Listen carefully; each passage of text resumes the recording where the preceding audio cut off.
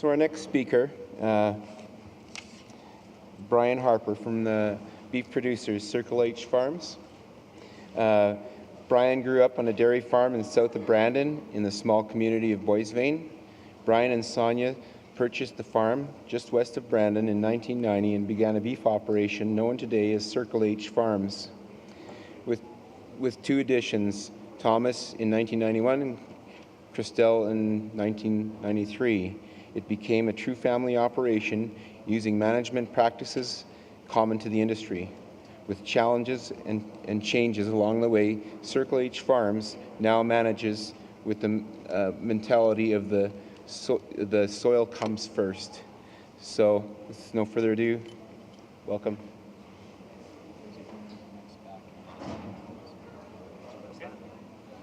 Good.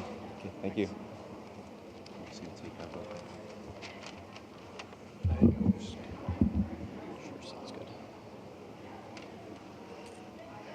Well, hello everyone. I want to thank Kristen and the Ag Days Committee for having me come in and share my story. I'm in no way an expert, and I'll try and stumble my way through this. Oh, we got the loony group down here. Anyway, I said I wasn't an expert, and I'm not a great speaker. I don't have any of these letters. You'll see other people speaking with fancy letters behind their name. I've got none of those. Grade 12 education, and just work from there.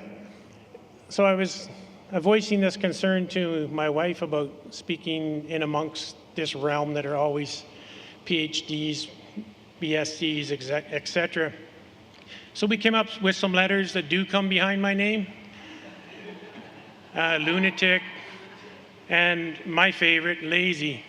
I didn't get this girlish figure by being energetic, you know. But more suited to what we're doing, I think, is we're different,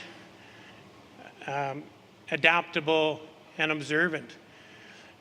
Different, I like to think, in all the right ways. If we don't focus on our soil, getting the soil healthy, building resilience to environmental changes, agriculture is kind of doomed. Adaptable, we're dealing with Mother Nature, and she'll throw many curveballs, not only in a year, but from week to week, day to day. You have to be ready for those. And observant. I used to go into pastures looking for the biggest calf. That was the most impressive thing out there. Then as we learned more, we started paying attention to the grass. And now I'm past the grass. First thing I look at is cow manure when I walk in the pasture. So if you see me out there kicking things, it's no more than that. So I'm going to start off with what I think is a little bit of depressing information. And typically soils in Manitoba from 2 to 7% organic matter, and that was 1999. I'm hearing now 4%. On average, 1.5 to I think even 3. Considering these lands were in the range of 10 to 15% before agriculture started affecting them, they were a functional ecosystem with those organic matter levels to sequester more water, infiltrate more water, and retain more water. Water is probably the number one nutrient. We all know you can fertilize to the roof, but if it doesn't rain, nothing's going to work. So some of the information I could dig up from Ag Canada is the very low erosion risk is 2.7 tons per acre. That's acceptable. The thickness of a piece of paper over an acre is a ton. So you're losing at least 3 thicknesses of that every year off every acre. And that's considered tolerable for much of North America. And we can only build soils back at 3 tons, apparently. I think with regenerative management, we're finding you can rebuild it faster than that. Total area of ag, like I have there, 159 million acres. So you can do the math times 2.7. We're losing a lot of valuable soil annually. And then the state's numbers, as you can see, 70 million tons and 960 to water. We're going to shrink the earth till we can't fit on here. So more research is out of the University of Manitoba, David Lobb, and the results showing $3 billion annually lost to agriculture producers just from erosion alone. And that's about 3 times where we were 40 years ago. So I don't even want to think where we're going to be 40 years from now. Doesn't look good for the next generation. Saskatchewan, 90% of the erosion now falls under the low category. And if you remember back to what the very low was at 2.7, so they've moved actually above that into the low category. So when I did this talk out there, I was commending them for where their province is at, except that in 1971 it was only 10%. So it didn't take many years to lose that other 80%. So that topsoil is organic matter. It's loss of structure, aggregation, infiltration, water holding capacity, nutrients, soil temperature rises, loss of quality, and there I'm referring more to nutrient-dense food. As the soil dies and can't make the minerals available to our plants and to our animals, it's got a negative effect, and ultimately the loss of life. Biology, first of all, and we're biological as well. So how many people in the world are sick today compared to 40, 50 years ago? I think it's the nutrient density in our food. So here's where we're at. This has become the new normal. That's that one thickness of a sheet of paper leaving. And what do? We get in, we dig drainage ditches, we tile, and if you see in the bottom left there, there's no soil structure left. There's no biology there to aggregate the soil particles to tie them together. And it's just the depletion that's happening. So we'll move on. We'll get out and get into something a little more fun, I like to think. So what can we do to fix or reverse regenerative agriculture? You can't hardly pick up a Manitoba Cooperator or publishment of something, and there's going to be an article in there now. It's the new movement that's happening. Everybody's trying to build soil. Minimal disturbance is one of the principles. So as we go through ours, I'll explain how we don't till anything anymore. It's the cows do all the work. We're back to that lazy part again. Keeping soil armor, and with no disturbance and using the cows to keep the ground covered, we're stopping that wind erosion. Diversity, we could do better at this, but this is something that needs to be in there, not only in crop rotations, but within the crop, and also the livestock on the land. Stacking enterprises, and actually the people coming up behind me are better to talk to about that. A living root as long as possible. Don't shoot me, but this frustrates me. There's so many grain producers out there that are missing a terrific window behind your crop to keep a live root in the soil. The live root, sugars are being pushed down through the root, feeding biology, aggregating the soil, tying it together, reducing erosion. So that's the new thing now, is cover crops or relay crops, keeping the soil fed. And livestock integration. This is probably where our end, where we apply mostly. Oh, missed one. So there's kind of what we're afterwards. That's on the right is more of a conventional type soil, and I can jump the fence and find a spade of that on all 4 sides of me, no problem. The left side is more of a regenerative. There's roots. I don't know, this isn't ours. I don't know if there's livestock on that one or just cover crops. I can't remember. But that's just kind of an example of where we need to head for water infiltration, oxygen. So there's where we are, just west of Brandon, 3 miles. A lot of you probably drove right by there coming in. And my cows are right on the highway bale grazing, and don't stop and tell the neighbors that their cows are out, because it's happened 3 times this winter already. So we're a solar-powered 100% solar powered operation, I like to say, with the exception of some hydro for wells, pumping water, running the electric fence. A little bit of fuel, I guess, to place bales for bale grazing, but so I guess I better knock that back to about 90% solar powered. And we're in the business of capturing, harvesting, and selling sunshine. So for inputs at our place, sunshine, we want to have the most diverse, dense solar panel that we can get. And if you've been walking around, there's several places selling solar panels. We want our whole land base to be a solar panel like that. Pumping sugars down, growing biology. And water, the number one nutrient for life, really, not just agriculture, but for life as a whole. As we get deeper roots, we graze those off.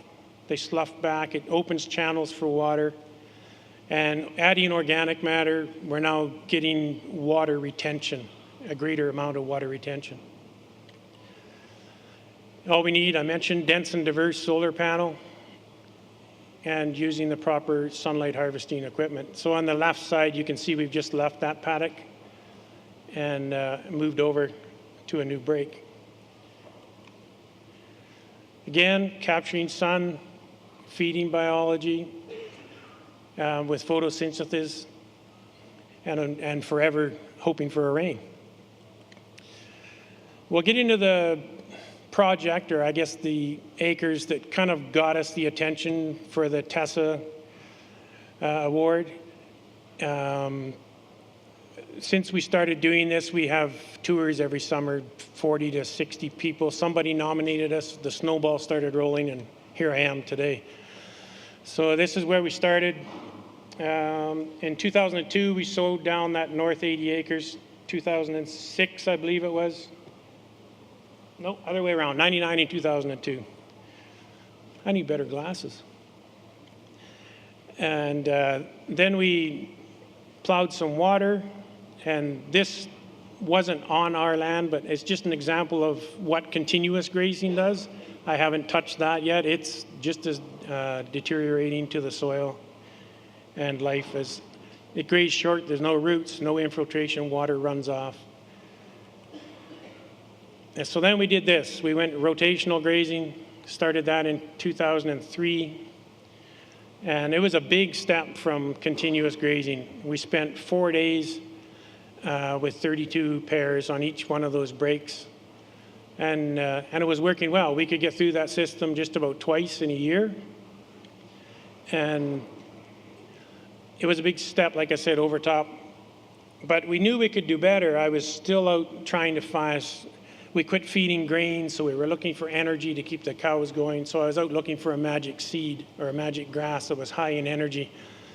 And it's not a seed, it's the soil. So we're down deeper. So then we started using high stock density, feeding the soil, tramping forage, manure, urine. Once we focused there, then we started doing this. And I know that can be a bit mesmerizing but we don't, it's not set up like that. Those are temporary breaks within those 8-acre paddocks. My mentor, Neil Dennis, he suggested we could increase our stock density, but I was pretty conservative. I only added 5 cows and a few yearlings. I wasn't going to go bust on this thing, and then we learned that we could have followed Neil's advice a little better. We grazed more cows for more days. I think it's almost a month. Yeah, and we still left half of that place ungrazed that year. So then this is just a breakdown. I often got asked how we're doing it. That's a breakdown of the 8 acres. So we always leave your trough.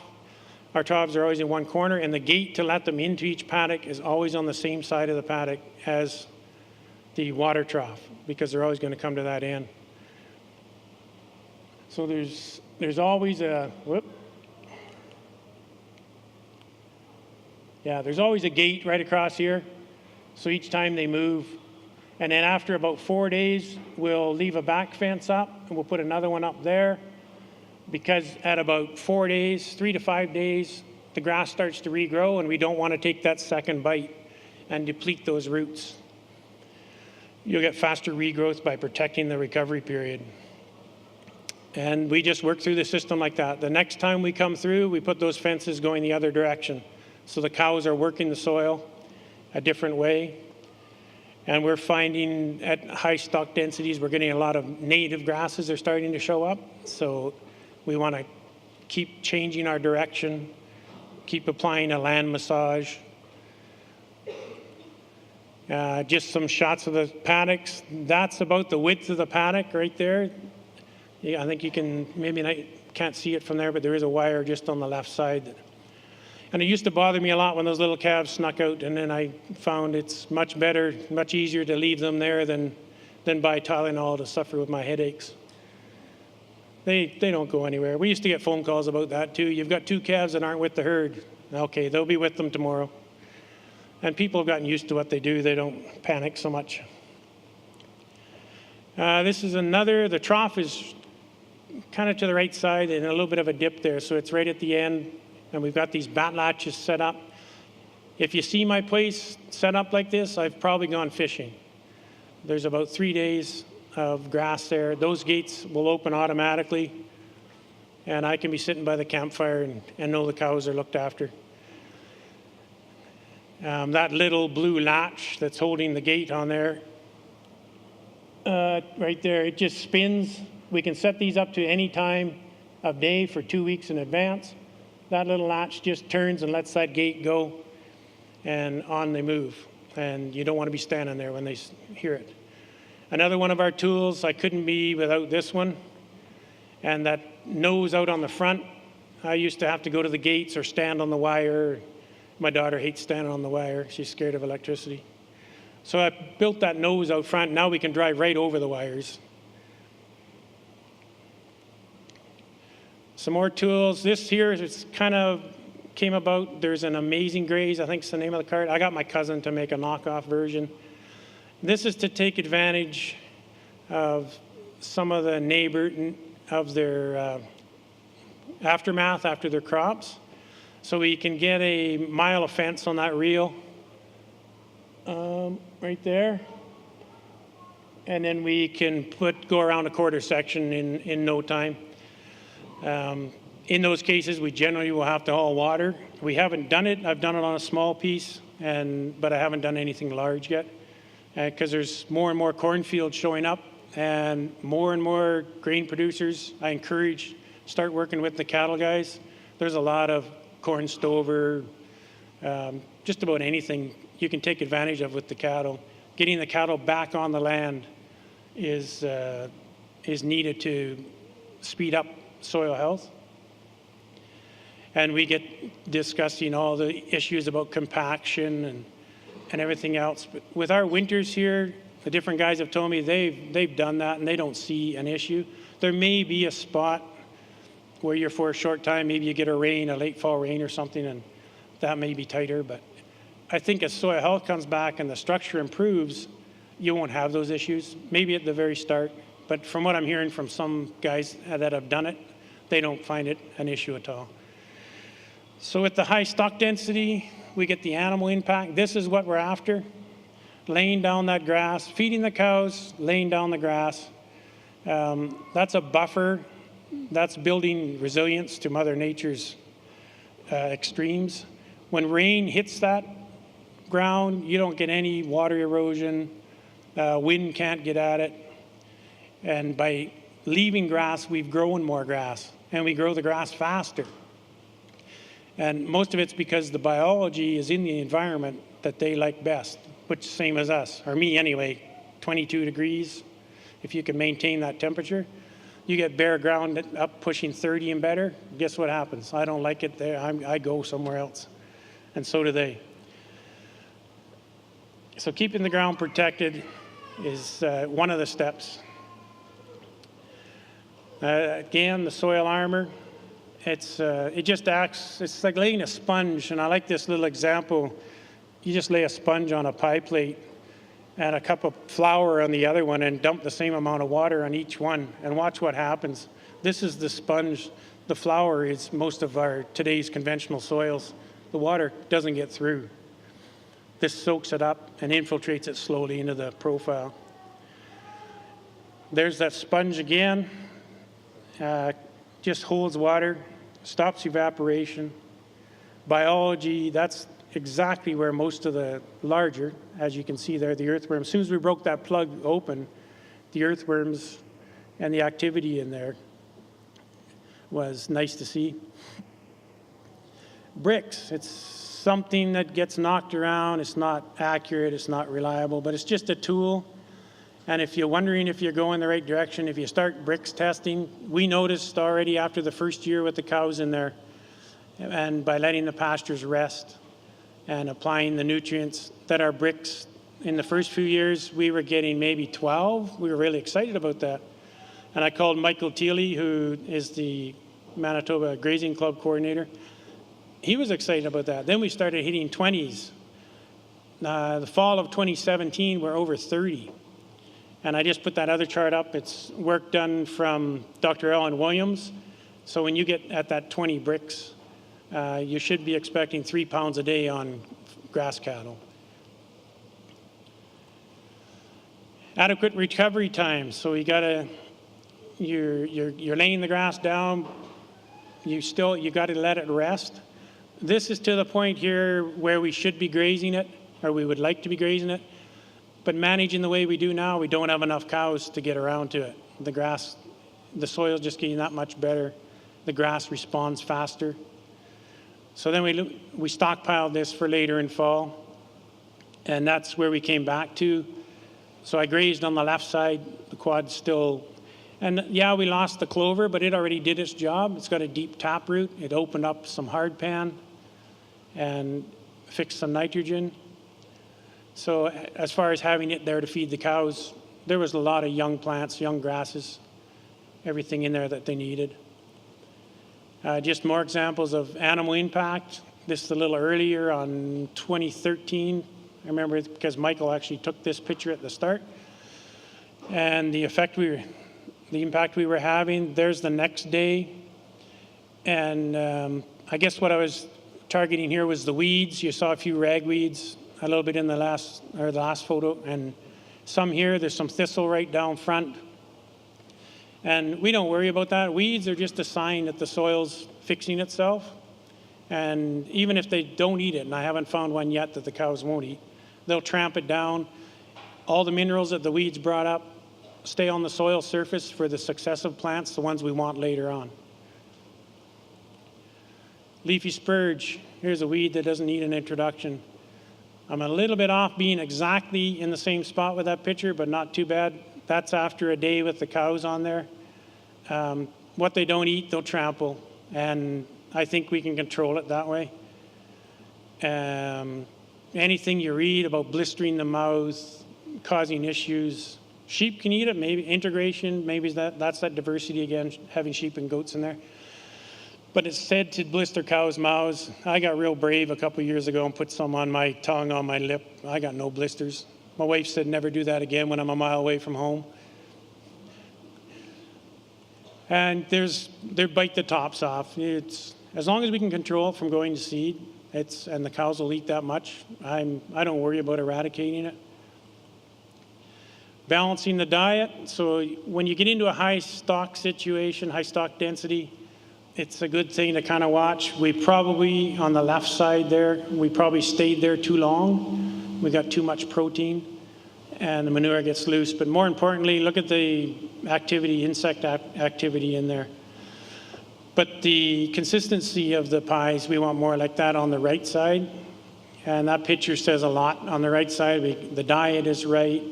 There's no bare ground. That's an enemy.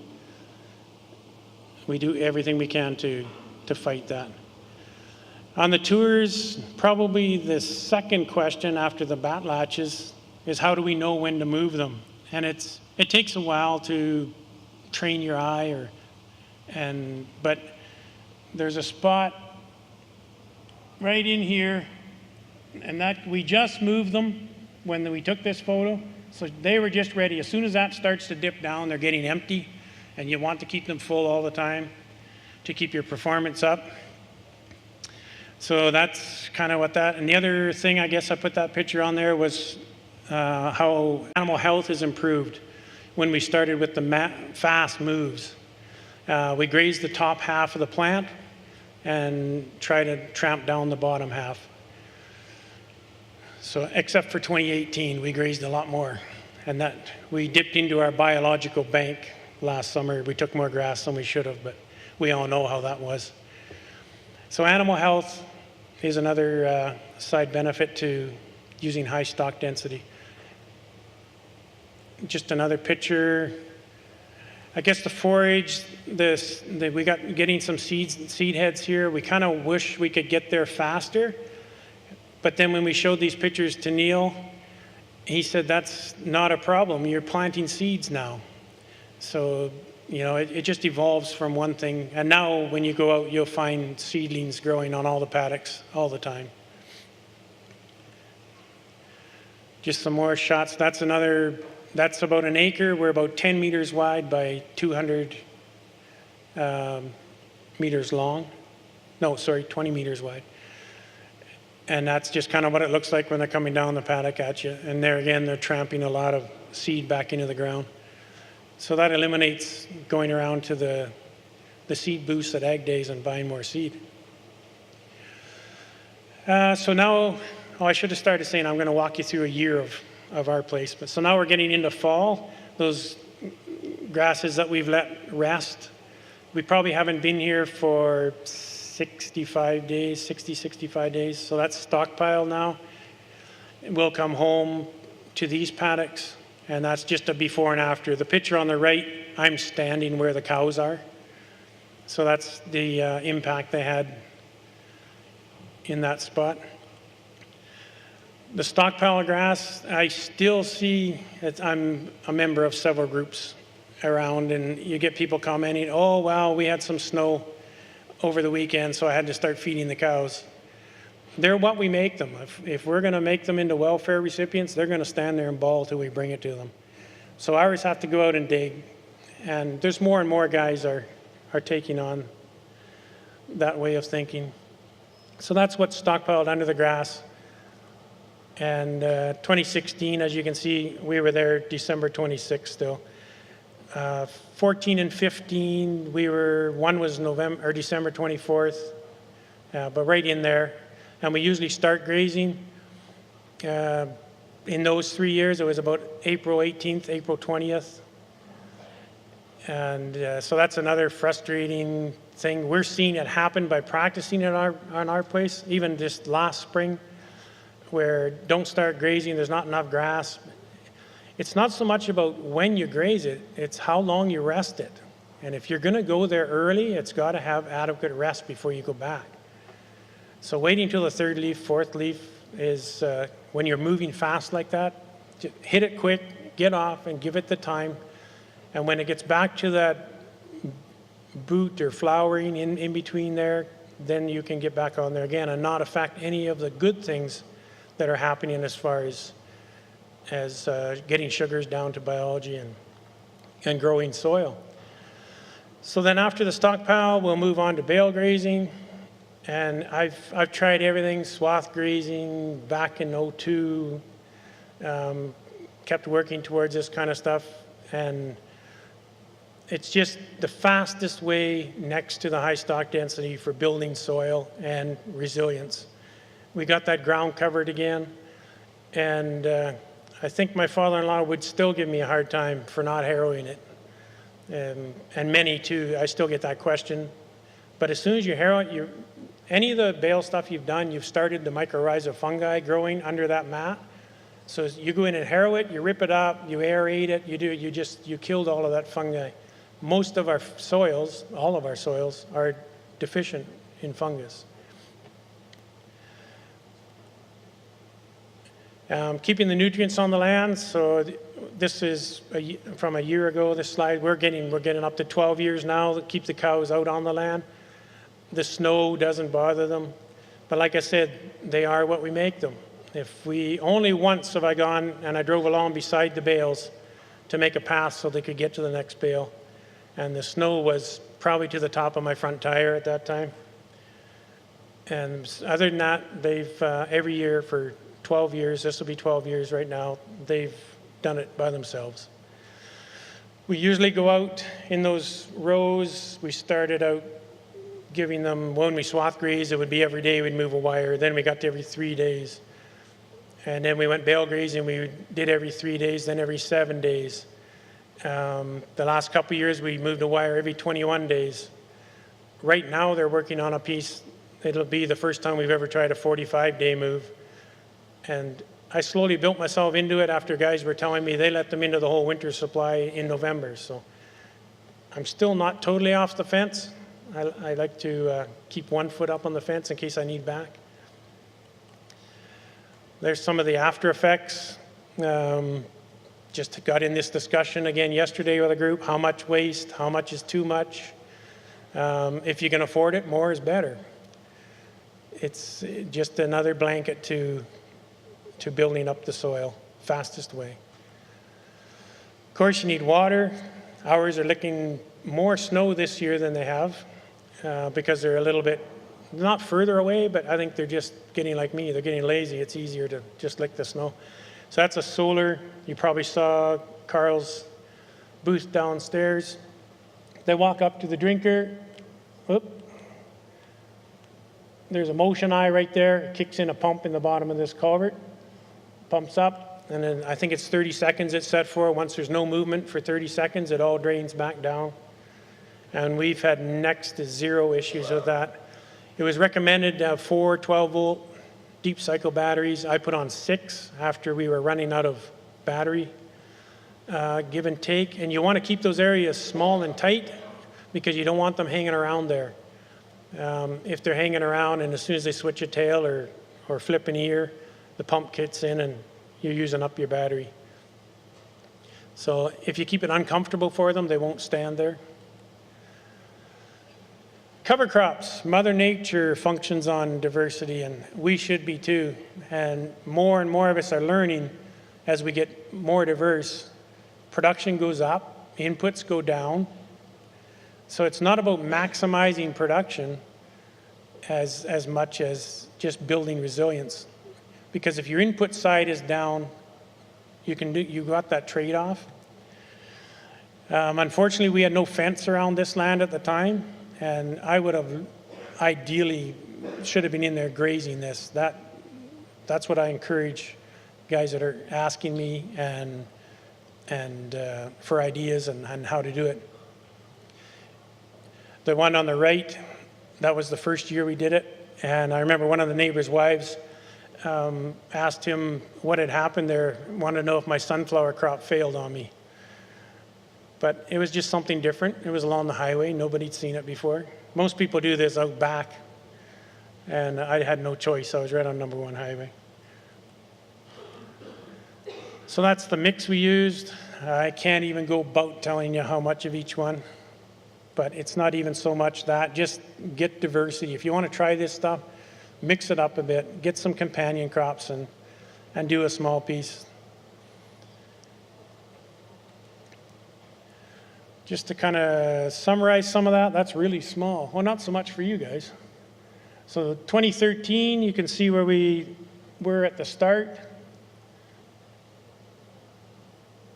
120 days grazing and we were out of grass. That was with our typical management of that rotational 4 days on each paddock and moving.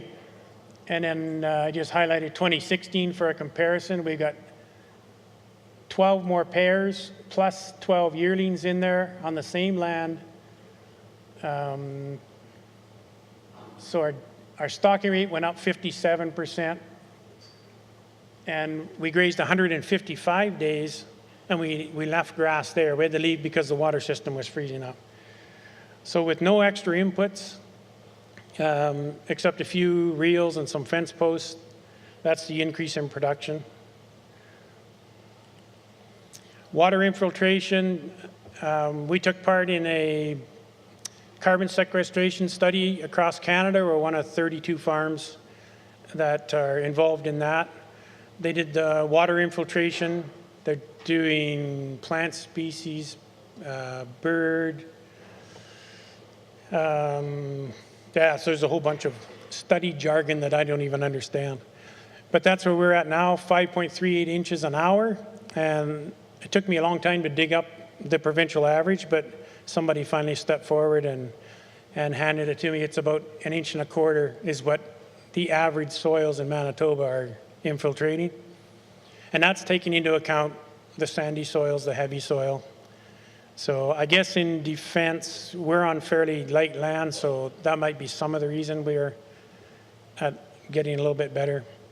I know some guys have been doing this for 30 years, are infiltrating water over 9 inches an hour. This is some of the work we partnered up, well, didn't partner up, Commission for Environmental Cooperation approached Michael Thiele about doing some projects. He suggested the high stock density, so that's where this data comes from. They helped us out with this, so the total living microbial biomass, that's increased, except for test 3, and we are still trying to figure out what happened there because everything else went up, but the microbial life was down. It's a mystery. Mother Nature again. So there's our nitrogen mineralization, phosphorus. So everything's going in the right direction with nothing added but the density of the stock. Organic matter went up just over 1% overall, dropped a little bit in 1, but they think that that's because our biology increased enough that it consumed more organic matter. Carbon sequestration, a new hot topic. So when we started, we benchmarked these soils. 2014, we had a total of 137 tons per acre. And then at the end of 3 years, we redid those tests. And as you can see there, we're at 189, is it? Yeah. So 17.51 tons per hectare is what we sequestered over the 3 years. So I won't touch on a tax or getting a payment or anything like that, but I think you know what I'm thinking. So we're, I guess I'm pretty near wrapped up here already. I'll leave you with Jay Fewer's quote, "If you have more carbon entering the soil than leaving, your kids will probably farm your land. If you have more carbon leaving than entering, they probably won't." Because the system runs on carbon, and there again, I just gave the example of the two different. So I encourage and challenge everybody to take a step in 2019 and try to change your soil from the right to the left. And with that, I guess I raced through that. So anybody want to ask me? There's got to be one burning question.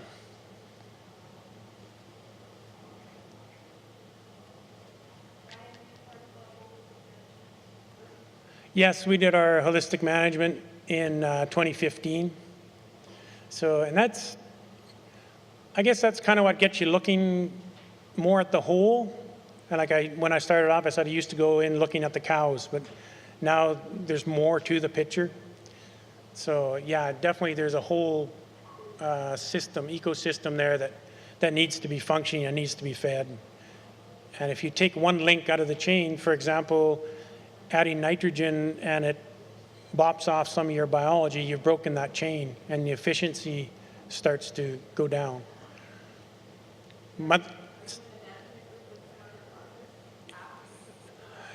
Yeah, and there's several groups around Manitoba, well, and Saskatchewan.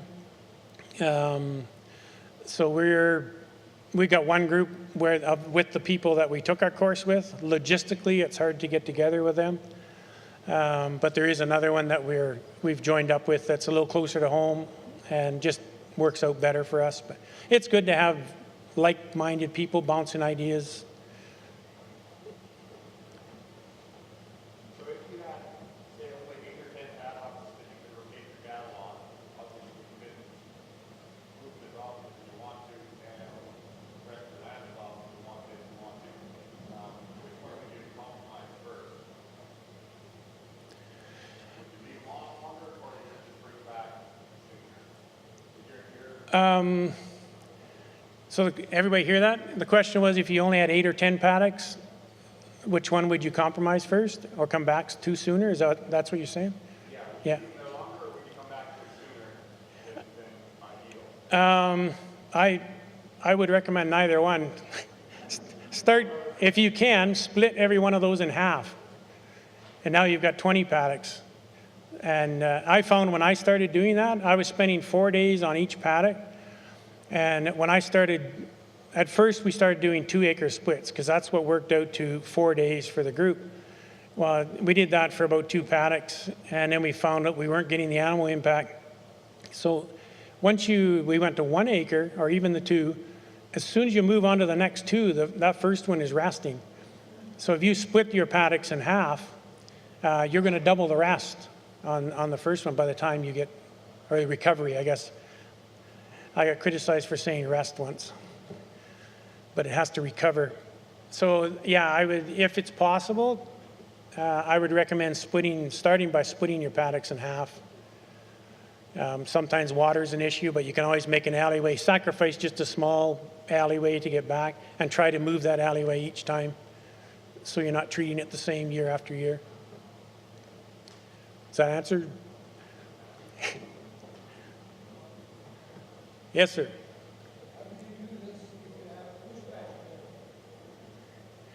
Moose in your pasture? Oh, bush. Yeah, that's another challenge. I'm pretty lucky. I don't have much, but the people that I know, they'll thread a wire through, or there, depending on how big a bush pasture you have, or just make trails, like just a few trails to run a wire through. But oh yeah. I know. We got one fellow that he made a trail through, and the other guy just put a fence around and left them in there for longer days, but then he gave it a longer rest. So we typically will return in 60 to 90 days. Is kind of our goal, but once we got going, we weren't getting through the grass fast enough, so some of it ended up resting longer. But yeah, that's what one fellow did that. He just fenced the bush and stayed in there and didn't come back till next year. But when I said moose, yeah, livestock or wildlife's another one. But we got all those fences up. There was one here.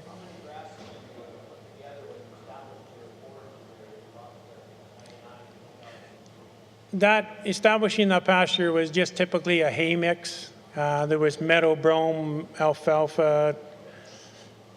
There wasn't a lot of diversity in there. There might have been 5 or 6 species. Just a typical hay mix. And pardon me? There wasn't orchard grass in the seed, but some of the people said they found it there, so it must have been there from before, or came in a bale or something. Pardon me?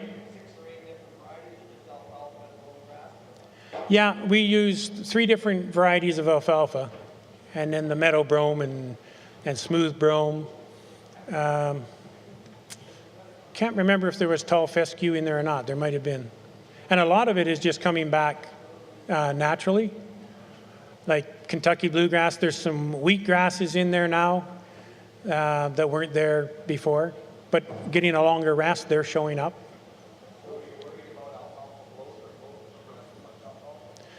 No, we originally sowed it at 50% alfalfa, but I don't usually graze it until it's at least 20-25% bloom. We don't seem to have any issues. I've never lost one to bloat. And I guess to get more performance, you should graze it sooner, but then you run the risk of that.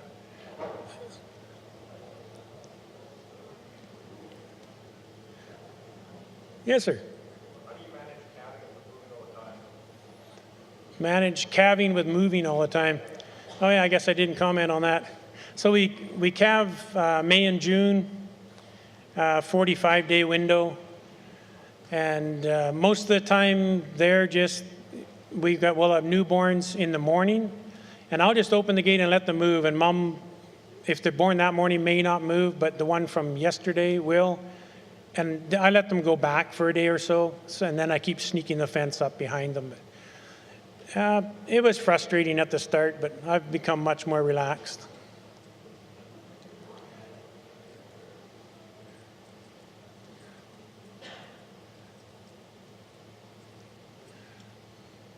No hard questions? Not that those weren't hard.